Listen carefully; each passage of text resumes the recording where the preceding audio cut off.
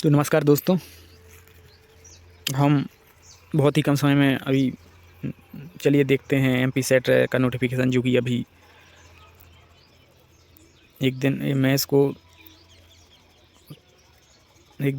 या 2 दिन पहले आया है। मैं किसी अन्य कारणों से बिजी होने के कारण वीडियो डालने में थोड़ा लेट हो गया, लेकिन चलिए आज हम इसको देख लेते हैं कि किस प्रकार से उनने इस बार शर्तें रखी हैं और क्या कैसा क्राइटेरिया उनने बनाया है।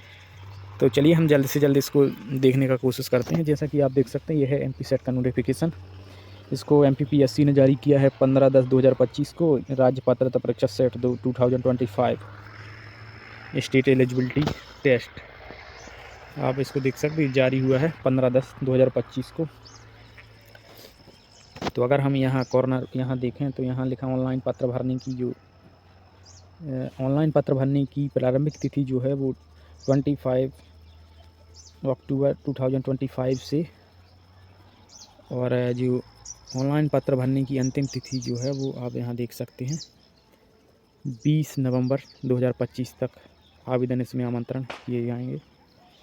तो जैसा कि हमने इसमें देखा कि आवेदन भरने प्रारंभ होंगे 25 अक्टूबर से, अंतिम लास्ट है इसका 20 नवंबर तक। चलिए और आगे इसमें देखते हैं कितने सब्जेक्ट में होगा, क्या कैसा है। इस नोटिफिकेशन में उन्होंने सभी बताया। तो चलिए हम और आगे देख लेते हैं इसमें। तो राज्य पात्रता परीक्षा, तो ऐसा तो इसमें बहुत कुछ दिया हुआ है, लेकिन आप चाहें तो इसको और अच्छे से पढ़ सकते हैं। लेकिन मैं इसमें जो हमारे लिए ज़्यादा उपयोगी चीज़ें हम उसको, हालांकि इसको पढ़ना तो आपको पूरा ही चाहिए, लेकिन आप अपने हिसाब से देख लें फिर। तो हम यहाँ बात करेंगे महत्वपूर्ण तिथियाँ की, इम्पोर्टेंट्स डेट्स। तो जैसा कि आप देख सकते हैं, ये है महत्वपूर्ण तिथियाँ यहाँ, जिसमें कि ऑनलाइन पत्र भरने की प्रारंभिक तिथि जो है वो 25 अक्टूबर 2025 से, अंतिम तिथि जो है इसका वो है 20 नवंबर 2025 तक ऑनलाइन फॉर्म भरेंगे। तो आप को जितने जल्दी से जल्दी चाहें आप फॉर्म भरिए, क्योंकि लास्ट टाइम सर्वर या जो भी अन्य प्रॉब्लम से इशू आ जाते हैं उसके कारण फॉर्म भरने में दिक्कत होती है।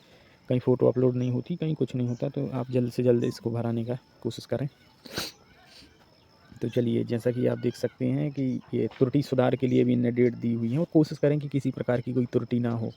आप खुद भर रहे हैं या लैपटॉप या कंप्यूटर या मोबाइल से, तो आप एक बार उसको पुनः देखें कि कोई गलती ना हो। इनने त्रुटि सुधार के लिए 30 अक्टूबर से 22 नवंबर तक की डेट दी है कि आप इसके बीच में कभी भी इसमें सुधार कर सकते हैं।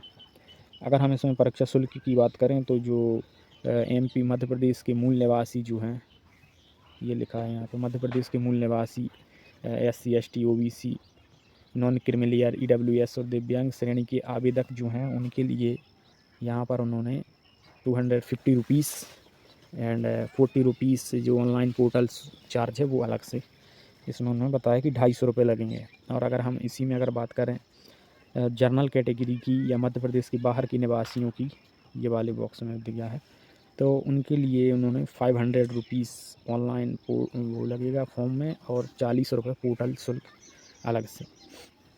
तो इस हिसाब से, और त्रुटि सुधार के लिए हाँ देखिए, पहली बात तो यह कि आप फॉर्म इस तरह से भरवाएं ताकि कोई त्रुटि ना हो, और अगर त्रुटि होती भी है तो उसको, त्रुटि को सुधार के लिए भी उन्होंने बताया हुआ है पहले से ही कि आपको कम से कम 50 रुपीज़ जो है एक त्रुटि सुधार का, प्रति सुधार सत्र, यानी कि अगर आप एक बार में सुधार रहे हैं तो 50 रुपये लगेगा। अगर इसके बाद भी कोई मिस्टेक रह जा रही, दोबारा खोलेंगे फिर से 50। तो इस तरह से इसमें बताया गया है कि जितने बार आप त्रुटि सुधार करेंगे 50 रुपीज़ का चार्ज आपको देना पड़ेगा।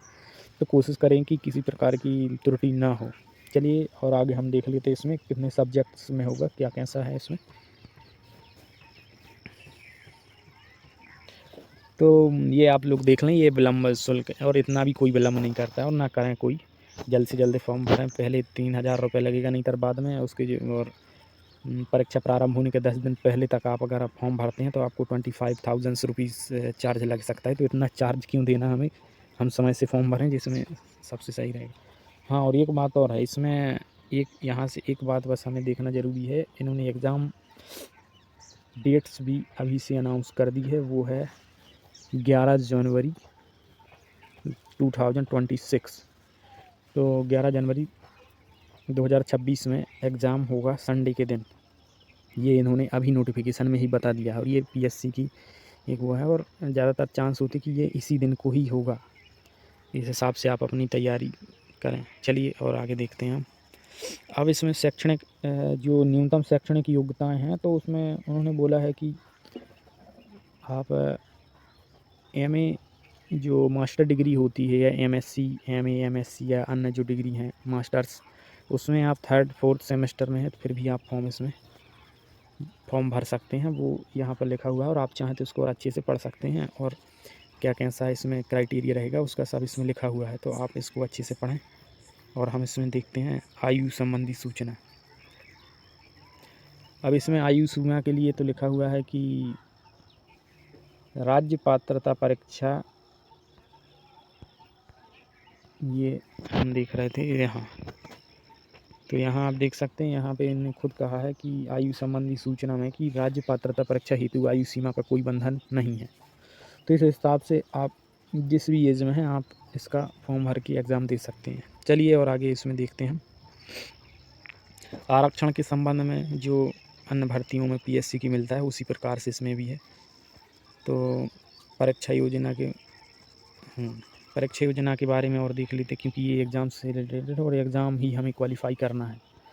तो इसमें आप देख सकते हैं ये वाला कॉलम में उन्होंने बताया परीक्षा योजना F में विश्वविद्यालय अनुदान आयोग नई दिल्ली के नवीन निर्देशों के परिपालन में राज्य पात्रता परीक्षा आयोजित की जाएगी। परीक्षा सत्र की अवधि बिना अंतराल के 3 घंटे की होगी। राज्य पात्रता परीक्षा में कुल 2 प्रश्न पत्र होंगे, जैसा कि इससे पहले भी हुई है एग्ज़ाम, उसमें जिस तरह का टाइम और जो सब चीज़ें रहती हैं उसी तरह का इसमें रहने वाला है, इसमें कुछ अलग से नहीं है। तो चलिए और आगे देखते हैं इसमें हम। और यहाँ उन्होंने ये बताया है कि प्रश्न पत्र 2 रहेंगे, जिसमें ये प्रथम और ये द्वितीय 2 प्रश्न पत्र। प्रथम पत्र जो है वो सभी सब्जेक्ट के कैंडिडेट्स के लिए अनिवार्य होगा और अगर हम बात करें वैकल्पिक विषय की तो वैकल्पिक विषय उनके लिए रहेगा जो जिस विषय से आपने मास्टर्स किया है, एमएससी, एमए, एमकॉम, जो भी आपने डिग्री या जो भी डिग्री आपने की है मास्टर्स, जिस सब्जेक्ट से मास्टर डिग्री की है उसी सब्जेक्ट से आपको ये पेपर देने को मिलेगा। जिसमें कि उन्होंने बताया है कि प्रथम अनिवार्य जो प्रश्न जर्नल पेपर रहेगा उसमें 50 क्वेश्चन और सब्जेक्ट वाले में 100 क्वेश्चन रहेंगे और इसमें अंक जो रहेंगे 100 अंक रहेंगे और जो आपका द्वितीय प्रश्न उसमें 200 नंबर और परीक्षा अवधि इसकी 3 घंटे, जैसा कि पहले भी हुआ है एग्ज़ाम उसी तरह का है। एग्ज़ाम पैटर्न में किसी प्रकार का कोई बदलाव नहीं किया गया है और आप चाहें तो इसको और अच्छे से पढ़ सकते हैं। और अगर हम इसकी लैंग्वेज हिंदी और इंग्लिश दोनों माध्यम में होगा। भाषा विषय का प्रश्न पत्र संबंधित भाषा में ही होगा। हाँ, जो भी लैंग्वेज का हिंदी में रहेगा, संस्कृत का संस्कृत में, उर्दू वगैरह जो भी है उनका सबका अपना अपना भाषा है। अब आप इसको भी देख सकते हैं, उन्होंने अंक योजना के बारे में भी बताया गया है। अब यहाँ पर आप देख सकते हैं परीक्षा के विषय के कोड। तो यहाँ पर उन्होंने बताया कि जिस तरह से यूजीसी नेट व CSIR नेट के विषय अंतर्गत उच्च शिक्षा विभाग मध्य प्रदेश शासन के पत्र क्रमांक, जिस तरह से यूजीसी नेट और CSIR नेट में सब्जेक्ट और उनके विषय कोड और जिस तरह से उनकी जो डिमांड से रहती हैं उसी तरह से इसमें भी है। रसायन विज्ञान है, इसमें वाणिज्य संगठन, अपराध ज्ञान, रक्षा, अर्थशास्त्र, अंग्रेजी, भूगोल, हिंदी, इतिहास, देख सकते हैं आप ये सभी विषय के बारे में, इतिहास, हिंदी, भूगोल और ये earth, atmospheric, ocean and planetary science, home science, विधि, सूचना विज्ञान, इस तरह से विज्ञान, प्रबंधन, मराठी विज्ञान, गणित विज्ञान, संगीत, कला मंच, दर्शन शास्त्र, शारीरिक शिक्षा, भौतिक शिक्षा, राजनीतिक विज्ञान, इस तरह से इन्हें आप इन सब विषयों को 31 सब्जेक्ट्स में जो है MPSET एग्ज़ाम कंडक्ट कराया जाएगा, इनकी इसमें लिस्ट दी है। तो इस तरह से आप देख सकते हैं। और मान्यता, हाँ, अब जो हम अभी मास्टर डिग्री की बात कर रहे थे वो यही है। तो आप देख सकते हैं इसमें उन्होंने कहा है कि मान्यता की स्नातकोत्तर उपाधि की सूची, यानी कि मास्टर डिग्री, ये आप इनमें से कोई भी एक डिग्री आपके पास किसी एक सब्जेक्ट में होनी चाहिए, जैसे कि master of commerce, master of library science, master of literature या मास्टर ऑफ कंप्यूटर एप्लीकेशन या integrated BSc MSc, master of science, master of statics MA और लॉ की एलएलएम, मास्टर ऑफ लॉ या मास्टर ऑफ फिज़िकल एजुकेशन या फिर master of physical education and sports science.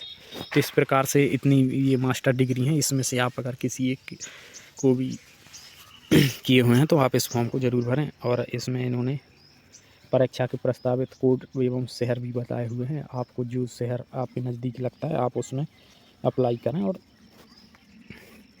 Hierarchy से, और आप इसको और अच्छे से देख सकते हैं। CSI नेट के निर्देशानुसार पाठ्यक्रम।